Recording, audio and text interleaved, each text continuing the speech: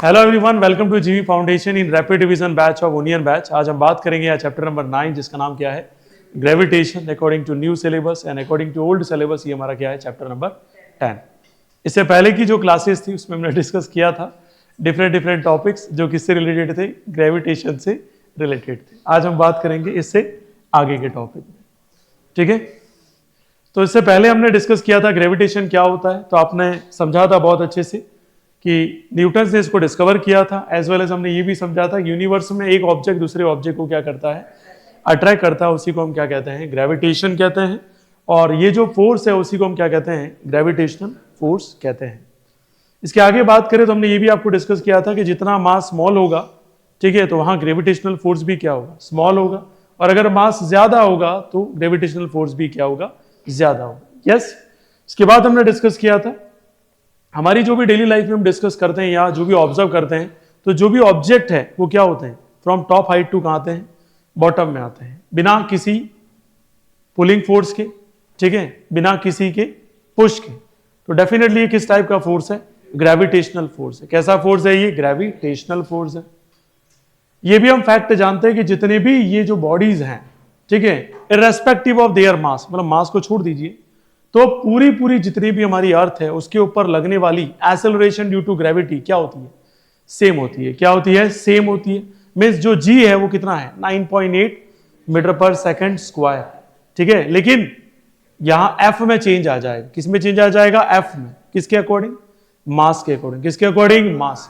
और हमने आपको ये भी समझाया था मास का मतलब सीधा सीधा सा है इनर्शिया। क्या है, इनर्शिया, ठीक है। आगे देखिएगा, किसी भी स्टोन को अगर हम रेस्ट में है और उसको किस में ले आए, मोशन में ले आए, तो वापस वो किस में आ जाएगा, रेस्ट में आ जाएगा। किस में आ जाएगा, रेस्ट में। किसी ऑब्जेक्ट को आपने ऊपर फेंका तो कुछ टाइम बाद वापस किस में आ जाएगा, रेस्ट में। क्योंकि कौन सा फोर्स लग रहा है, ग्रेविटेशनल फोर्स लग रहा है। कौन सा फोर्स लग रहा है, gravitational force.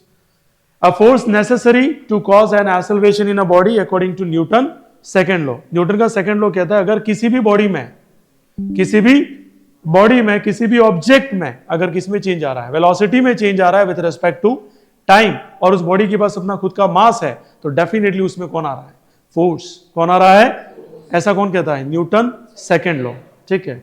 Stone was not pulled in any way, what was the source of the force. ना तो आपने स्टोन को पुल किया है ना पुश किया है, फिर भी वो आप उसको जैसे लेफ्ट करते हो वो कहां चला जाता है, नीचे।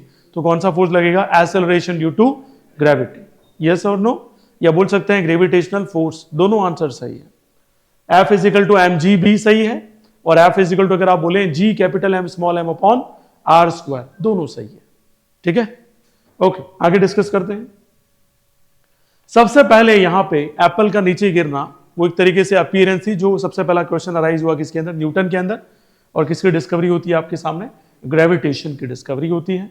इसके आगे बात करें नेक्स्ट, तो force of gravitation and gravitation is a form of क्या है, अट्रैक्शन है। किसके बीच में, दो ऑब्जेक्ट जो कि यूनिवर्स में, मतलब मिनिमम कितने ऑब्जेक्ट होने चाहिए, दो ऑब्जेक्ट होने चाहिए, तभी हम कह सकते हैं कि उन दोनों के बीच में कौन सा फोर्स लग रहा है, ग्रेविटेशनल फोर्स लग रहा है। ओके, आगे देखिएगा, फोर्स ऑफ ग्रेविटी या gravity is the what, attractive force. कैसा फोर्स है ये, अट्रैक्टिव फोर्स है, ठीक है। इसके आगे समझिएगा नेक्स्ट, ये अर्थ, ये भी मैंने आपको समझा दिया। मोर अबाउट ग्रेविटेशन, ये भी हमने डिस्कस कर लिया था, ठीक है। और ये भी मैं आपको समझा चुका था कि यूनिवर्स के अंदर आप सभी जानते हैं कि सन के अराउंड कौन मूव करता है, अर्थ और डिफरेंट प्लैनेट सोलर सिस्टम के। यस और नो, किस फोर्स की वजह से, ग्रेविटेशनल फोर्स की वजह से। और यस और no, and you know very well, जो हमारा मून है वो किसके अराउंड मूव करता है, अर्थ के अराउंड, तो वो भी किसकी वजह से, ग्रेविटेशनल फोर्स की वजह से, ठीक है। और हमने ये भी आपको डिस्कस किया था with the form of notes. मैंने क्वेश्चन बना के दिया था, why don't moon fall down. और अगर ऐसा हुआ कि ग्रेविटेशन खत्म हो गया तो ये कैसा जाएगा, स्ट्रेट लाइन। कैसा जाएगा, straight line in a tangential direction to the earth. Okay, centripetal force क्या, वो भी मैंने आपको समझाया था, सेंटर से, yes, centre to outside, centre to outside. मैंने एग्जिस्टेंस कहां से इसकी, सेंटर से, ठीक है। आगे देखिएगा, जो साइन है ग्रेविटी का वो पॉजिटिव होगा अगर कोई ऑब्जेक्ट ग्रेविटी की डायरेक्शन में क्या कर रहा है, मूव कर रहा है। और वो जी का साइन क्या होगा, नेगेटिव होगा अगर मैं कहूं ऑब्जेक्ट कहां जा रहा है, अपवर्ड, और ग्रेविटी की डायरेक्शन कहां होती है, डाउनवर्ड। मतलब ऑब्जेक्ट का अगर मोशन कहां हो, अपवर्ड, और ग्रेविटी हमेशा कहां लगती है, डाउनवर्ड, तो हमेशा याद रखना जी का साइन क्या लेंगे आप, नेगेटिव। क्या लेंगे? नेगेटिव। और आपको ये रिलेशन भी समझा चुका था मैं, वेट और मास के बारे में बात की थी हमने। तो वेट और मास की अगर हम डिस्कस करें तो आपको बिल्कुल सिंपल भाषा में समझना है, weight is totally depend on acceleration due to gravity. किसके ऊपर डिपेंड करता है? Acceleration due to gravity, but mass does not depend on gravity. Mass एक कांस्टेंट है, चाहे आप मून पे चले जाइए, मार्स पे चले जाइए, या सोलर सिस्टम में जितने भी प्लेनेट्स प्रेजेंट है उस पे भी चले जाइए, तो डेफिनेटली एक बात मान के चलिएगा, आपके मास में कोई भी चेंज होने वाला नहीं है। इसका मतलब ये हुआ सीधा सीधा, mass is a constant quantity but weight is a variable quantity. क्योंकि किस पे डिपेंड करता है? ये ग्रेविटी पे। किस पे डिपेंड करता है? ग्रेविटी। जैसे अर्थ की ग्रेविटी कितनी है? 9.8 मीटर पर second square. Gravity of moon कितना है? 1.6 मीटर पर सेकेंड स्क्वायर। ये सारी बातें मैंने आपको डिस्कस की है जो हमारा मेन बैच चल रहा था उसमें। ये रिवीजन बैच में आप देख सकते हैं, थ्रस्ट एंड प्रेशर भी आपको डिस्कस किया था मैंने। इसके साथ साथ मैंने आपको डिस्कस किया था pressure in fluid, Archimedes principle. इसके बाद आपको relative density, elementary idea of relative density, what is density, उसके लिए मैंने एग्जांपल आपको तीनों समझाए थे। विस्कोसिटी समझाई थी, और मैंने कहा था सबसे ज्यादा विस्कोसिटी किस में होती है? हनी में। उसके बाद किस में होती है? ऑयल में। और लास्ट में सबसे कम किस में होती है? वाटर में। ठीक है, ये डिस्कस भी हम कर चुके थे। इसके बाद यहां एक टेबल भी आपको समझाई थी, और यूनिवर्सल लॉ ऑफ ग्रेविटेशन से हमें शुरू करना था। इसका नाम क्यों रखा हमने यूनिवर्सल लॉ ऑफ ग्रेविटेशन? क्योंकि आप सभी को पता है कि पूरे सोलर सिस्टम में ये फोर्स हमेशा सबके ऊपर क्या लगेगा? सेम। क्या लगेगा? सेम। मतलब मैं ये अगर कहूं earth, moon, moon, sun and sun to the Jupiter and any other, Uranus, Neptune, जितने भी प्लैनेट्स हैं जो सन के अराउंड क्या कर रहे हैं?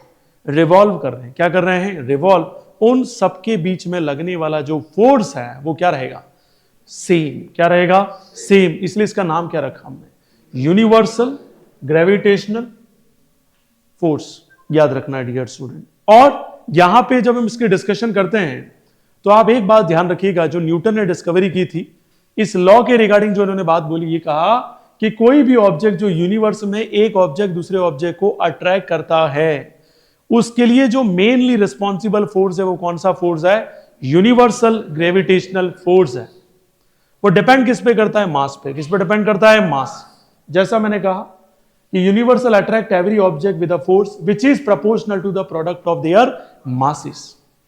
ये बात तो आप अच्छे से जानते हैं, जिसका मास ज्यादा होगा वो उसको क्या करेगा? अट्रैक्ट। तो सबसे बड़ा कौन है? सन। वो सबको किसको अट्रैक्ट कर रहा है? छोटे छोटे छोटे छोटे जितने भी ऑब्जेक्ट उनको अट्रैक्ट कर रहा है। अब यूं मत कह देना कुछ ऑब्जेक्ट ऐसे जो गैसियस है। कैसे हैं? गैसियस है। आप यूं मत कह देना sir Jupiter is a biggest planet. Sir I am agree in the shape and size, not with the mass. And universal gravitational force किस पर डिपेंड करता है? मास पर डिपेंड करता है। किस पर डिपेंड करता है? मास। तो जिसका मास ज्यादा होगा वो उसको क्या करेगा? अट्रैक्ट करेगा। जैसे मुझे बताइए, मेरा मास और अर्थ के कंपेयर में बात करें तो सबसे ज्यादा किसका है?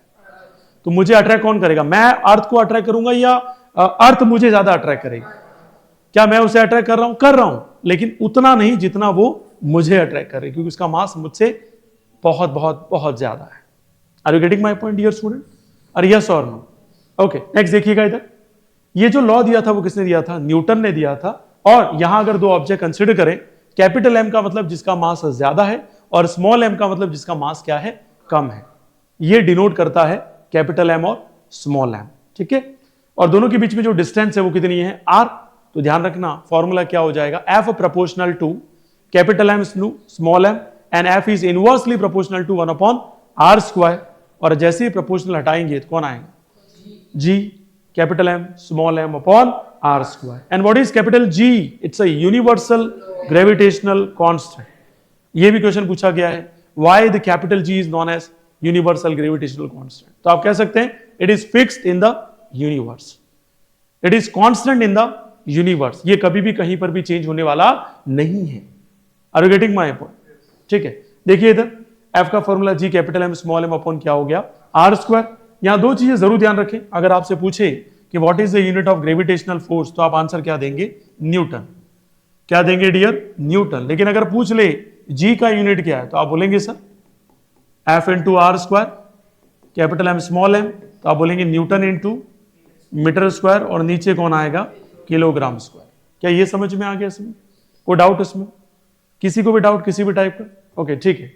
यहां ध्यान रखिएगा, सबसे इंपॉर्टेंट बात जो आपको जानना बहुत जरूरी है, कैपलर्स लॉ हमारे हैं नहीं, तो ये अगर आप स्किप करें तो चलेगा भाई, वैसे पढ़ ले तो बहुत फायदेमंद है, लेकिन है नहीं तो हम इसकी डिस्कस नहीं करेंगे। Motion of the object under the influence of the gravitational force of the earth, तो V का पहला फॉर्मूला क्या आएगा? U plus g t. दूसरा फॉर्मूला क्या आएगा? H is equal to u t plus half of g t square. और तीसरा फॉर्मूला आएगा V square minus u square is equal to g h. That's very easy formula. I hope so you understood. ये समझ में आ गया सभी को?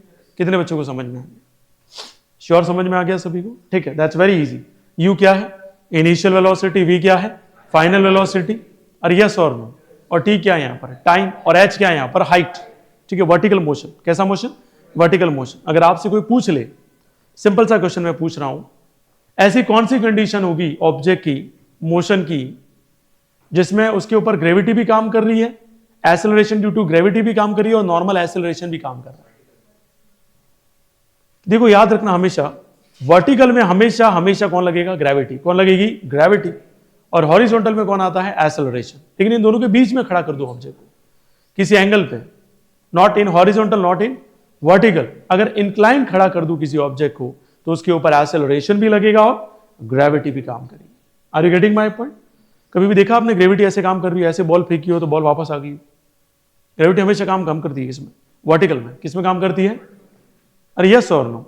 Gravity का सिंपल सा जो वर्क होता है वो किसमें होता है? वर्टिकल डायरेक्शन में होता है।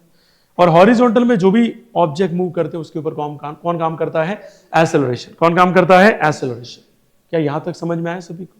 और मैंने कहा आपको कि ऐसा कौन सा केस होगा जिसमें एक्सेलरेशन भी हो और ग्रेविटी भी हो? तो आप कहेंगे सर ऑब्जेक्ट को हम इंक्लाइंड रख देंगे sir, not in horizontal not in vertical sir, जिसमें दोनों कोऑर्डिनेट्स आ जाए। कौन आ जाए? एक्स और वाई। यस और नो?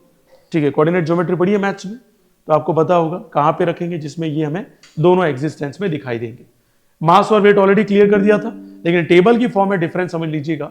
कोई पूछे वेट की यूनिट क्या है तो हम आंसर क्या देंगे? न्यूटन। क्या डियर स्टूडेंट? न्यूटन। लेकिन हम जनरली बोलते हैं तुम्हारा वेट क्या है तो आप क्या बोलते हो? 87 किलोग्राम, जबकि बिल्कुल रॉन्ग है। वेट का यूनिट क्या होता है? न्यूटन होता है। कोई आपसे पूछे व्हाट इज योर मास तो आप आंसर क्या दे सकते हैं? 87। वो भी रॉन्ग है। जैसे मैंने कहा मेरा जो मास है वो कितना? 87 है, तो मैं ये स्टेटमेंट को रॉन्ग बोलूंगा साइंस की लैंग्वेज में। मुझे क्या बोलना पड़ेगा? My mass is 8.7। अरे यस और नो? और कोई पूछे व्हाट इज योर वेट तो मेरे को बोलना पड़ेगा 87 न्यूटन। अरे यस और नो?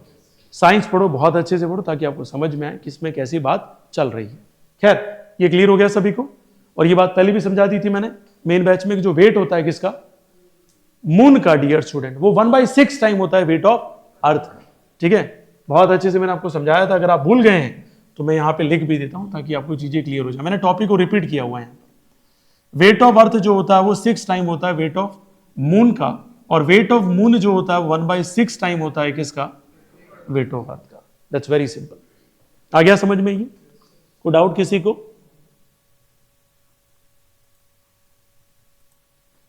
ठीक है, that's very simple. I hope so you understood this. कितने बच्चों को समझ में आ गया? ये पक्का सभी को समझ में आ गया?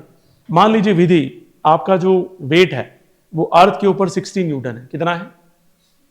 अर्थ के ऊपर कितना है? 60 न्यूटन है। और मैंने कहा आपको हम मून में ट्रांसफर कर देते, मून के ऊपर ट्रांसफर कर देते, आपका वेट क्या होगा?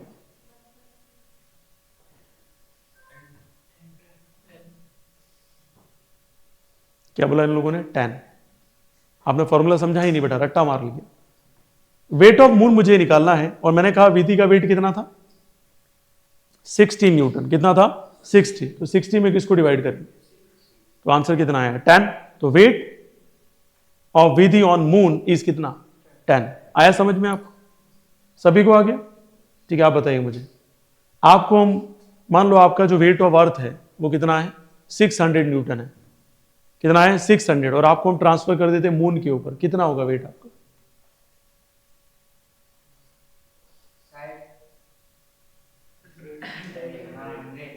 कितना होगा बेटा? 100। कितना होगा? 100। ठीक है, मान लीजिए काव्य, आप मून के ऊपर गई और आपका हमने कहा कि 9 न्यूटन आपका वेट है, कितना? 9 न्यूटन। आप अर्थ के ऊपर आ गए। कहां पे आ गए? अर्थ के ऊपर। बताओ कितना? 54। ठीक है, राइट आंसर। 9 में इसका मल्टीप्लाई हो जाएगा 6, कितना आंसर आ जाएगा? 54। सिंपल न्यूमेरिकल है, यही पूछते हैं आपके। और ये जिस बच्चे को रिलेशन नहीं पता होता वो ये फील करता है यार ये तो बहुत टफ पूछ लिया। अभी इसी वेट का रिलेशन को ऐसे लिख सकता हूं मैं, ग्रेविटी का रिलेशन। ग्रेविटी ऑन मून मैं लिख दूंगा 1/6 ग्रेविटी ऑन अर्थ, ये भी सिंपल है। तो ग्रेविटी का रिलेशन भी आ गया और वेट का रिलेशन भी आ गया, कोई चेंज नहीं है। खाली मैंने क्या किया, इस वेट ऑफ मून की जगह क्या लिखना शुरू कर दिया? m। और यस और नो, और यहां पे क्या लिख दिया? gm। इधर m लिख दिया और यहां क्या लिख दिया? ge लिख दिया, डिवाइड में 6 का 6, m से m कैंसल, ये रिलेशन आ गया।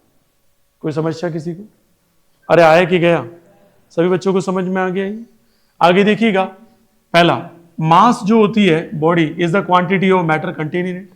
वेट का मतलब एक तरीके से हम कह सकते हैं बॉडी ऑफ फोर्स जो एक दूसरे को क्या करती है? अट्रैक्ट करती है। और ये डेवलप कहां से होता है? सेंटर ऑफ द अर्थ। कहां से डेवलप होता है? सेंटर ऑफ द अर्थ। ठीक है, किसी को भी क्वेश्चन पूछ सकता हूं, ध्यान देना। मास ऑफ अ बॉडी कैसा रहता है? कांस्टेंट क्वांटिटी है, जबकि ये कैसी क्वांटिटी है? वेरी करती है फ्रॉम प्लेस टू प्लेस। ठीक है, हमारे अर्थ के ऊपर भी अगर आपसे पूछा जाए, एक होता है पोल्स और एक होता है इक्वेटर। आपसे सीधा सिंपल सा क्वेश्चन पूछा जाए कि आप पोल्स के ऊपर वेट ज्यादा फील करेंगे या इक्वेटर के ऊपर, तो आपका आंसर रहेगा पोल्स, क्योंकि वहां ग्रेविटी क्या है? ज्यादा। और यस और नो।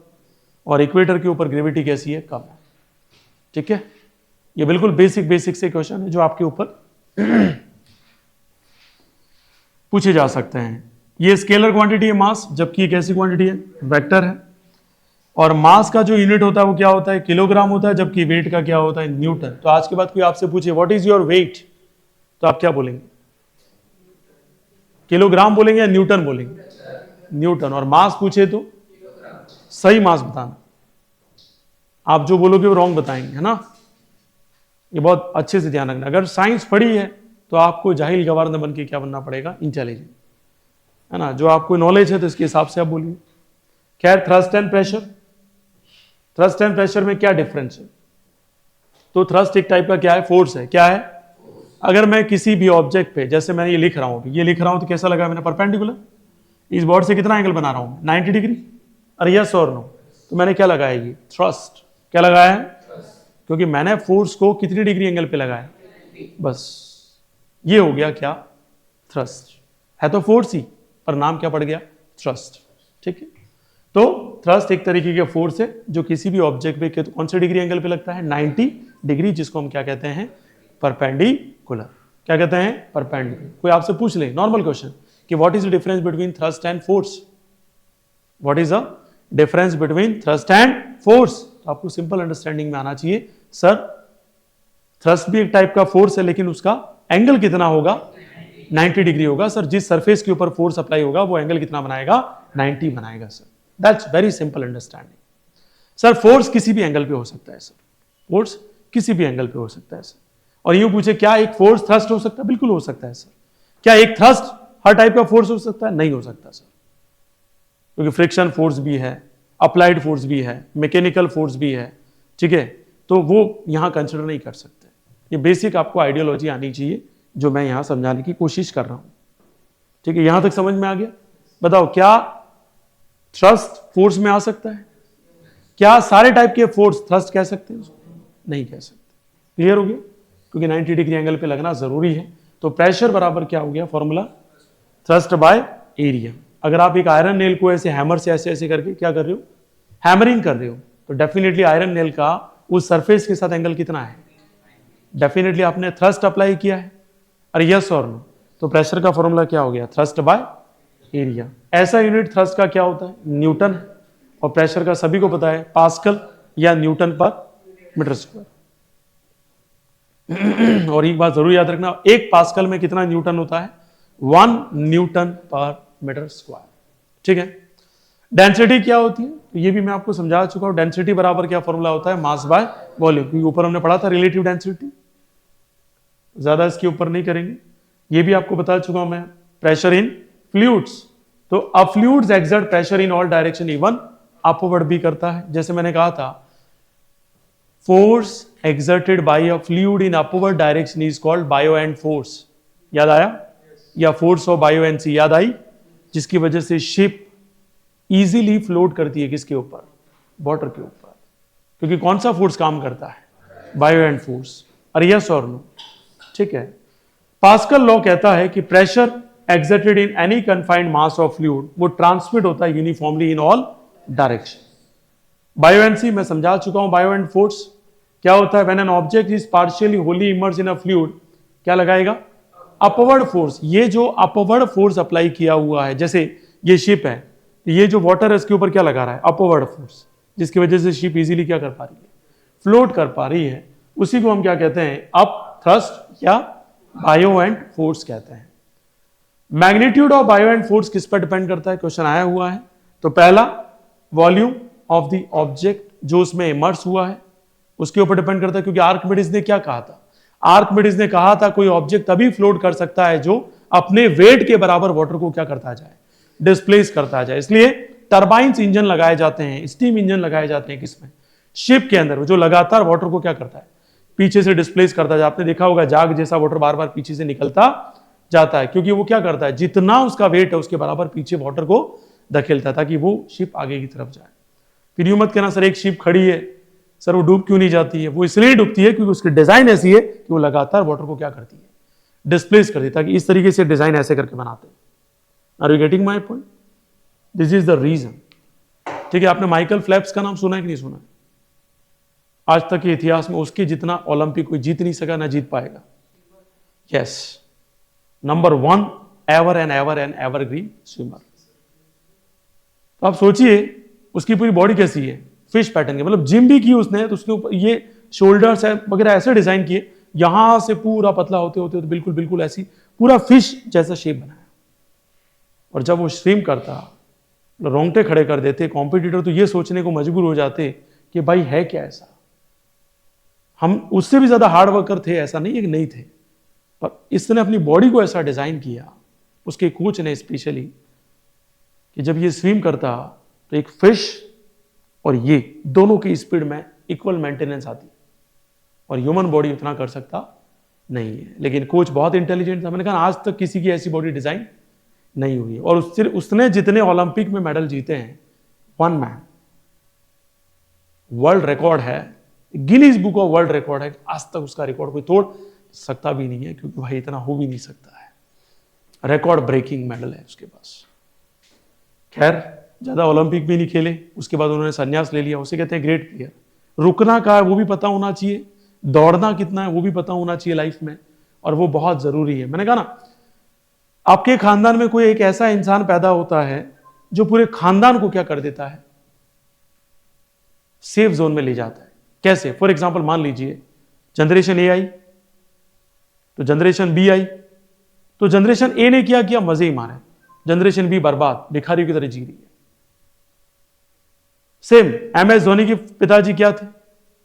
गार्डन में पाइप से पानी डालना था। कौन घर पे पैदा हुआ? MS धोनी। MS धोनी पैदा हुए, और नाउ आप सभी जानते हैं, मैं क्या, गली का बच्चा बच्चा जानता है, और आज एक टॉप कैडरिंग का नेम है उनका। और शायद इतने पैसे हैं, मुझे नहीं लगता कि उनकी आने वाली जनरेशन को इसकी जरूरत भी, मतलब कहीं कमी भी महसूस नहीं होगी। मतलब मैंने कहा ना, वही आप में से कह रहा हूं। हो सकता है कोई जबरदस्त पढ़ जाए, कैम्ब्रिज ऑक्सफोर्ड उसको बुला ले, है ना, इतना डेडिकेशन के साथ पढ़ जाए, तो आपकी भी हो सकता है जनरेशन में आप वो स्टार हो जो हिस्टोरिकल इवेंट क्रिएट कर जाओ। ठीक है। तो मैंने कहा ना, खानदान में कोई एक ऐसा पैदा होता है जो पूरे खानदान को क्या कर देता है? सेफ जोन में ले जाता है। लेकिन कुछ ऐसे पैदा होते हैं, मतलब 99% तो ऐसे ही पैदा होते हैं जो बर्बाद कर देते हैं। कोई एक ऐसा आता है, और वो आता है पूरा टॉप लेवल पे ले जाता है। आपने सुना होगा जैसे अकबर आया, उसके अलावा कोई भी ऐसा मुगल एम्परर नहीं था जिसने पूरी इंडिया को कवर कर लिया। बाकी जितने भी आए सब कैसे थे? बस मजे मारने वाले, ऐसे ऐसे करने वाले, जो गाना चल रहा था धुरंधर में, ऐसे वाले। ठीक है। कोई एक ऐसा पैदा होता है। मैं आप में से भी कह रहा हूं, हो सकता है काव्या की फैमिली में काव्या हो सकता है रैनी हो सकता है तुम्हारे फैमिली में जो तुम्हारे दादा कर गए उससे भी तुम ज्यादा कर जाओ, है ना। अब इनके दादाजी ने इतना कर दिया कि इनकी फैमिली कुछ भी नहीं करे तो भी चलेगा, इतना पावरफुल काम किया है। तो हो सकता है आप में से कोई एक हो जो कर दे ऐसा, और मैं हमेशा यही उम्मीद करूंगा कि आप लोग ऐसी कोशिश करेंगे। बाकी तुम इंटेलिजेंट हो। फिर आपको मैंने समझाया था कभी भी कोई मैग्नीट्यूड की बात करें बायो एंड फोर्स की, वो पहले किस पे डिपेंड करता है, वॉल्यूम पे, दूसरा किस पे डिपेंड करता है, डेंसिटी पे। और मैंने आपको समझाया था डेंसिटी अगर फ्लूइड की किससे ज्यादा है, ऑब्जेक्ट से, तो वो ऑब्जेक्ट क्या करेगा, फ्लोट, क्या करेगा, फ्लोट। और अगर डेंसिटी ऑब्जेक्ट की किससे ज्यादा हो गई, फ्लूइड से, वो ऑब्जेक्ट क्या कर जाएगा, सिंक कर जाएगा। और दोनों बराबर हो गए तो इमर्स कर जाएगा। बहुत बढ़िया, ये बातें हम कर चुके थे। आर्किमिडीज की बात भी मैंने आपको समझा दी थी। एप्लीकेशन जरूर ध्यान रखना। पहली एप्लीकेशन क्या है, आर्किमिडीज। आज जितनी भी दुनिया में आप शिप देखते हो ना, वो किस प्रिंसिपल पे डिजाइन होती है, आर्किमिडीज प्रिंसिपल पे डिजाइन होती है। सबमरीन जितनी भी देखते हो, नई नई जो सबमरीन्स आ रही है, जो जो उसमें डिस्कवरी आप सब देखते हो, है ना, उसकी डिजाइन और उसकी जो शेप जो डिजाइन होती है वो किस प्रिंसिपल पे काम करती है, आर्किमिडीज प्रिंसिपल पे। दूसरा, determining the purity of milk with लेकोमीटर।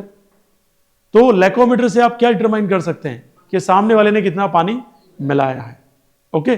तीसरा, अगर आपको किसी भी लिक्विड की डेंसिटी आइडेंटिफाई करनी है तो आपको क्या यूज करना होगा, हाइड्रोमीटर। वैसे नाम से पता पड़ रहा है हाइड्रोमीटर, हाइड्रोजन, ठीक है, हाइड्रोजन के कंटेंट को मेजर करने वाला मीटर क्या कहलाएगा, हाइड्रोमीटर। ये भी क्लियर हो गया सभी को। फिर देखो यहां कुछ क्वेश्चंस है जो फटाफट रैपिड मोड पे आप आंसर देते जाइएगा मुझे। पहला क्वेश्चन है,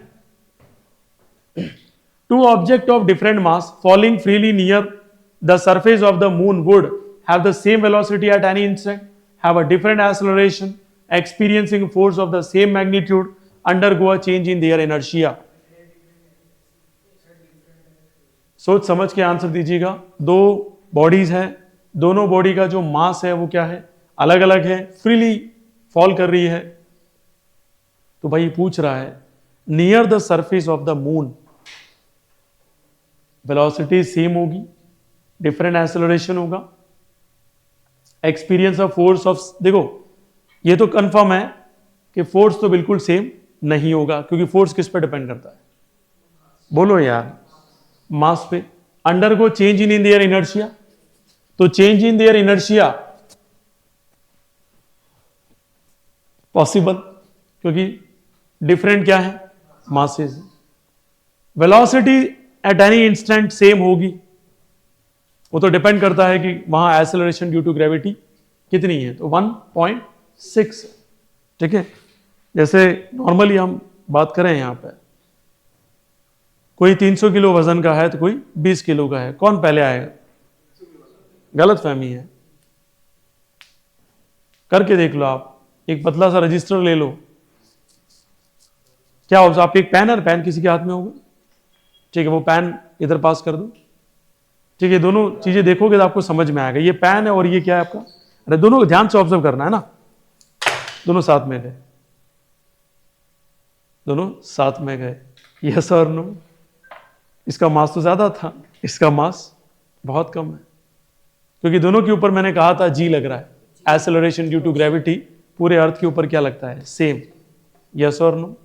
बताओ, चैप्टर पढ़ना इंपॉर्टेंट नहीं है, चैप्टर पढ़ने के बाद आंसर आने चाहिए कि इनमें से कौन सा ऑप्शन ऐसा है, ठीक है, जो यहां पे करेक्ट है। Two object of different masses falling freely near the surface of the moon would have the same velocity, second option आपके पास है, different experience force of same, undergo a change in their inertia. क्या रहने वाला है, ठीक है। Pen और पेपर उठाइए आप, कोई आंसर नहीं बोलेगा, नहीं है तो पीछे लिख दो आप, तो क्योंकि सब आप बड़े बड़े लोग हैं, है ना, बड़े बड़े लोगों की बातें अलग अलग होती है।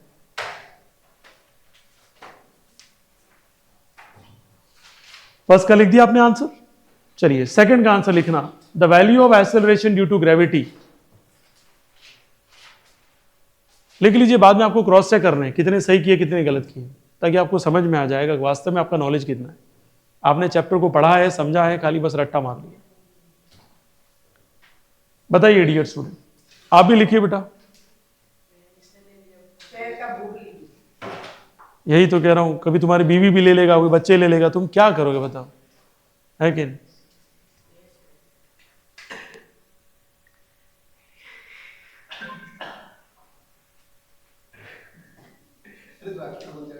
लिख लिया आपने, आंसर लिख लिया इसका? क्वेश्चन नंबर 3 का आंसर लिखना। The gravitational force between two object is F. Mass of both object को क्या कर दिया जाए, हाफ कर दिया जाए without changing the distance between them. तो बताइए जो न्यू फोर्स आएगा वो उस पर क्या इंपैक्ट आएगा as compare to old force. करिए इसका टिक करिए। जितना सीरियसली पढ़ेंगे उतने रिजल्ट्स बेटर रहेंगे।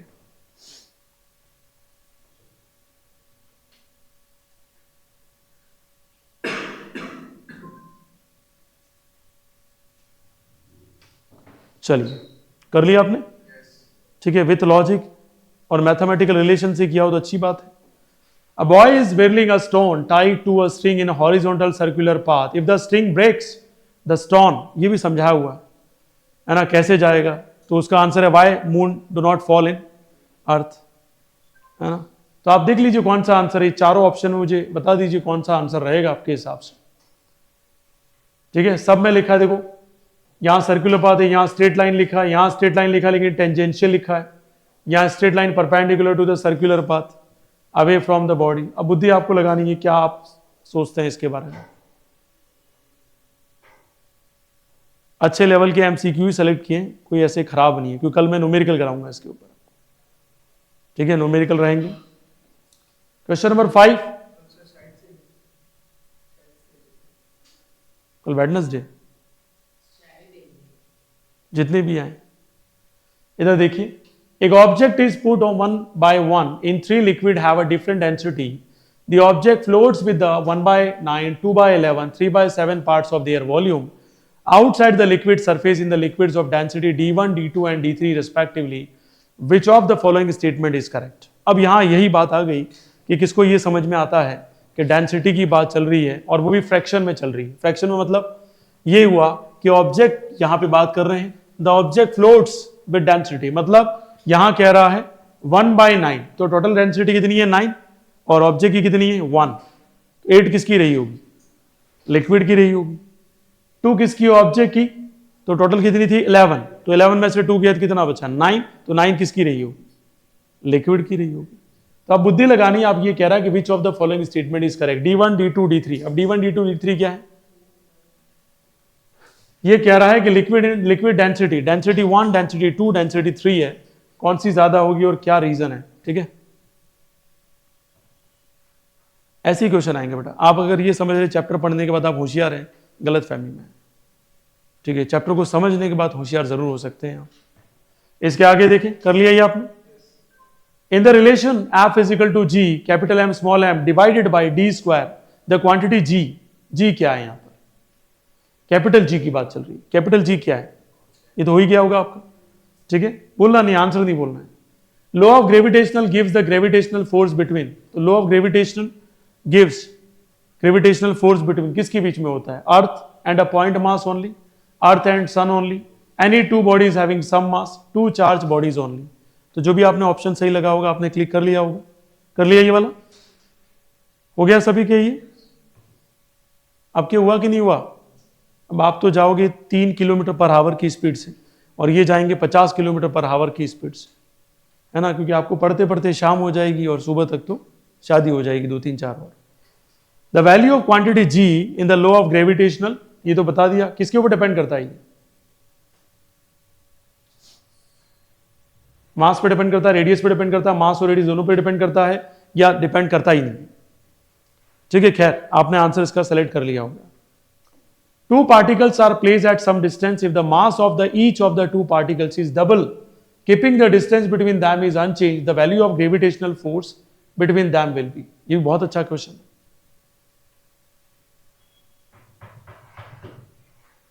कर लिया तुक्का?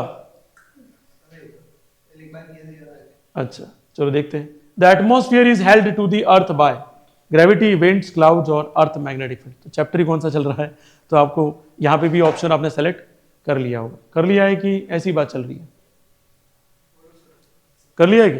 अब जिसके भी जितने भी आंसर लिखे हो फटाफट देख लेना, जिसके जो भी सही पढ़ा हो ठीक है, नहीं पढ़ा हो तो वो जाने, उसका काम जाने। ठीक है, पहला जो आंसर है first, have the same velocity at any instant. Practical करके दिखा दिया था आपको मैंने, उसके बाद भी आपको समझ जाना चाहिए था कि सर क्या चाहते हैं आपसे। दूसरा है इज लिस्ट ऑन इक्वेटर, सभी को पता है इक्वेटर पे क्या होगा, कम। तीसरा जो ऑप्शन का आंसर रहेगा वो क्या रहेगा, f/4। कैसे आया, I will explain. Will move along a straight line tangential, ये तो बता ही दिया था आपको मैंने, क्या बोला था, स्ट्रेट लाइन में जाएगा, लेकिन कैसे जाएगा, टेंजेंशियल जाएगा। और यस और नो। फिर है D1 is less than D2 is less than D3, तो वो भी मैं अभी समझा दूंगा आपको कैसे हुआ ये ऑप्शन डी। ये तो ठीक है, एक इजी क्वेश्चन था। C any two bodies having some mass, जरूरी नहीं है कि मून और कौन ही हो, अर्थ हो, कुछ भी हो, दो ही ऑब्जेक्ट हो सकते हैं जिसके बीच में क्या लगता है, ग्रेविटेशनल फोर्स। इंडिपेंडेंट रहता है, कैपिटल जी कांस्टेंट है 6.67 इंटू 10⁻⁻11, ये किसी पे डिपेंड करता नहीं है। Not mass not radius, 4 times, ये कैसे बताऊंगा, ये ग्रेविटी, ठीक है, सिंपल। अब देखो यहाँ चीजें बहुत अच्छे से समझनी है। जिस बच्चे को ये समझ में आ जाता है कि यहाँ किस पॉइंट ऑफ व्यू की बात चल रही है, देखो यहां तो मैंने आपको प्रैक्टिकल करके दिखाया था, ऑप्शन ए क्यू राइट है। दूसरा, हाँ, पर ये ध्यान रखना, बहुत सारे इसमें जाएंगे, चेंज इन इनर्शिया। इनर्शिया क्या होता है, वो तो चेंज होना ही नहीं चाहता, वो रेस्ट में, तो किसमें रहना चाहता है, रेस्ट में। अरे यस और नो, वो बात ही नहीं थी। Have a different acceleration, acceleration different कब होता है, जब वेलोसिटी में चेंज आता है, यहां तो मास की बात चल रही है, तो एक्सेलरेशन की बात ही नहीं कर सकते। और एक्सेलरेशन चेंज भी नहीं हो सकता, क्योंकि मून का एक्सेलरेशन कितना होता है, 1.6 मीटर पर सेकेंड स्क्वायर, वो भी बात गलत होगी। फिर experience of force of same magnitude तो हो ही नहीं सकता, अलग अलग लिखते थे तो हम कंसिडर कर लेते स्टेटमेंट को। Last, undergo change in their inertia, ये तो बिल्कुल ही गलत है, क्योंकि इनर्शिया तभी चेंज होता है जब मास में क्या आते हैं, चेंज। यहां तो कांस्टेंट मास आ रहे हैं दो अलग अलग, एक 5 है तो एक 2 है, तो उनका इनर्शिया तो फिक्स रहेगा। अरे यस और नो, ठीक है। ये कह रहा था value of acceleration due to gravity, किसकी वजह से ये, तो आपको बोला था कि कम किसके ऊपर होती है, इक्वेटर, और मैक्सिमम किसके ऊपर होती है, ठीक है। अगर यहां स्टेटमेंट ऐसा लिखा होता इक्वेटर टू पोल्स, तो ये सही हो जाता। पहला लिखा है सेम ऑन इक्वेटर, ये तो बिल्कुल गलत, अभी बताया था, पोल्स के ऊपर क्या होती है ज्यादा और इक्वेटर के ऊपर क्या होती है कम। यस और नो, ठीक है, ओके। इसको देखिएगा, अब ये क्वेश्चन काफी इजी था, जिसको मैथ्स आती है विद फिजिक्स उसके लिए तो काफी इजी है, जिसको नहीं आती उसको समझिए कैसे। जैसे आपको जनरल फॉर्मूला सिखाया हुआ है, क्या है, G capital M small M upon क्या है, आर स्क्वायर। अब ये कह रहा है नया जो फोर्स है, ठीक है भाई, नया फोर्स, जी में कोई चेंज मत करो, यूं बोल रहा है। और कह रहा है कि जो मास है, मास को हाफ कर दो, m/2 कर दो और स्मॉल m/2 कर दो, और r में कोई चेंज मत करो, यूं बोल रहा है, ठीक है, हमने चेंज नहीं किया। अब मुझे बताओ 2 × 2 कितना हो जाएगा, तो G capital M small M upon R square, और आगे क्या आ जाएगा, 1/4 आ जाएगा। इस पूरे को हम क्या लिखते हैं, तो ये आंसर क्या आ जाएगा, f/4 आ गया। अब सिंपल सा ऑप्शन नंबर ए आंसर हो गया। ये आया समझ में सभी को,